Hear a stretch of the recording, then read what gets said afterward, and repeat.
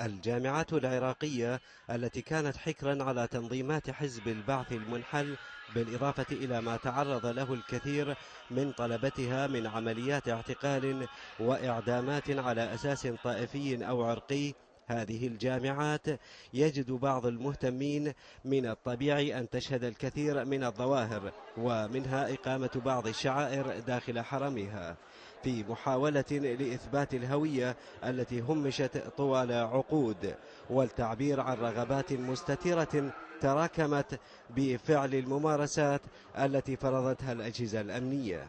عندما كان في زمن صدام الهدام أنا في هذه الكلية ومررت بأيام وسنوات صدام وعانيت ما عانيت قبل ذلك، كنا نرى كيف يتسلط البحثي وكيف يتسلط رئيس القسم البحثي من النظام المخلوع، كيف يمارس شتى أنواع، بل يتصل أحيانا إلى أن يكتب التقرير الذي سوف يأتي بك إلى مهاوى مظلمة ولربما لن تراك العائلة بعد هذا التقرير.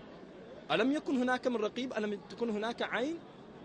عجبا عندما تتوالى الجهات الإسلامية والوطنية أو الجهات المنظمات والمؤسسات التي تولي الطالب الاهتمام أو تولي الطالب أو تدرك حقيقة ما سوف يتعلمه الطالب من معالم ينظر إليها بالبنان ويشار إليها بالبنان أنها طائفية.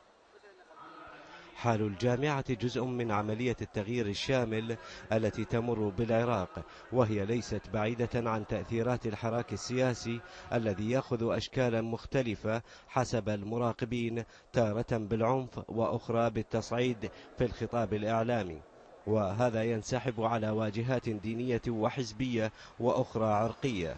والطلبة ليسوا بعيدين عما يدور ضمن دائرة هذا الجدل الذي تغيرت فيه ملامح الخارطة السياسية العراقية بعد سقوط النظام، لذا يطالب كثيرون الأحزاب السياسية أن تسعى لحث الجميع على ضرورة الفصل بين الحرم الجامعي ودائرة الصراع السياسي.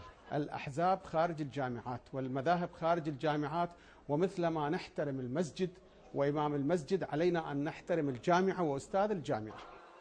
وعلى مر العصور كان الطلبة الجامعيون يمثلون قيادات أساسية لحركة الشارع العراقي حسب توجهاتهم الفكرية، أما أن يأخذ هذا الاتجاه شكلا يفضي إلى العنف داخل حرم الجامعة فهذا ما يثير مخاوف العراقيين.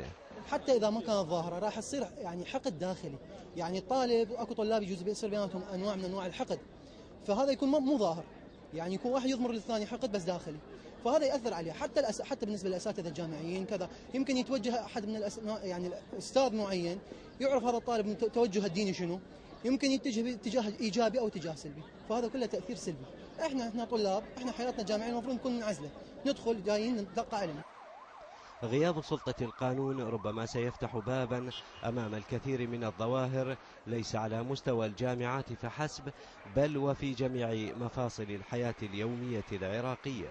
ما يقال عن الحياة الجامعية لا يبتعد كثيرا عما يدور في الحياة العامة، فذات الجدل وذات الحوارات، وأكثر ما يخشاه الناس أن تستفحل الظواهر التي تؤدي إلى التناحر ما لم تكن سلطة القانون قد أحكمت سيطرتها. لبرنامج حديث النهرين، فلاح الذهبي، الحرة، بغداد.